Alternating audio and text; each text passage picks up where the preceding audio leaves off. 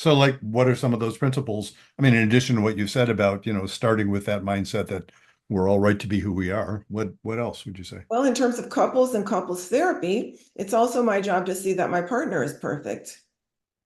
And that's going to come up all the time because I don't really think he is, or here's his flaws, or this is my relationships in the past, was really kind of looking unconsciously, but kind of looking for what's wrong with the other person and then letting them know they should fix that.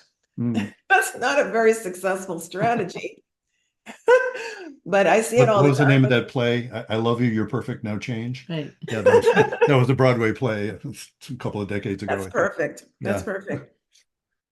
So I kind of start with couples by bringing them back to what's that heart connection. Mm. So we used to do exercises at the ashram where we would sit and stare into each other's eyes for, I don't know how long it was because it gets very timeless, but maybe it was 20 minutes.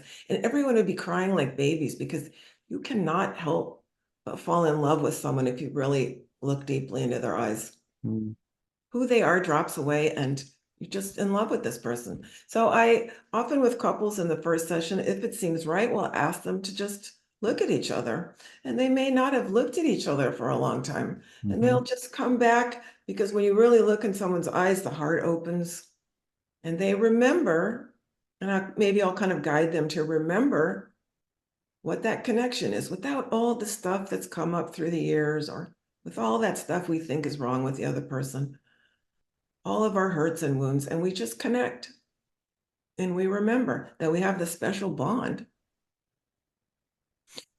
And once they can remember that, if they can, if they can't, then actually I haven't had anybody yet who hasn't been able to, but um, even if it's just for that moment, and then we will start to say what's going on, what are the issues, just like we would in regular couples therapy, but I would ask about sex in the first session and really see that as a way that we always have available to connect.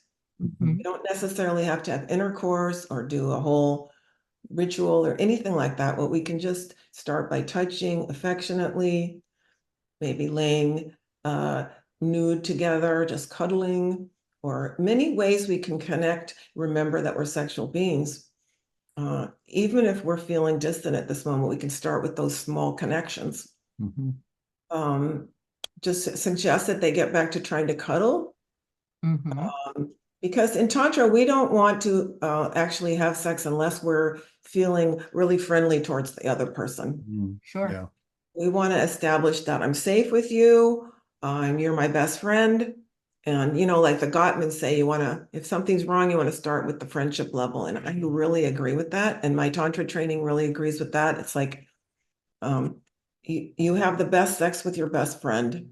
This Mm. whole idea that they're two separate things, we don't buy into that at all. Mhm. So we might start by establishing the friendship. That's why it would just be maybe laying together, cuddling, soft touches, not going into not going into the conventional model of, wham bam, thank you, ma'am or sir.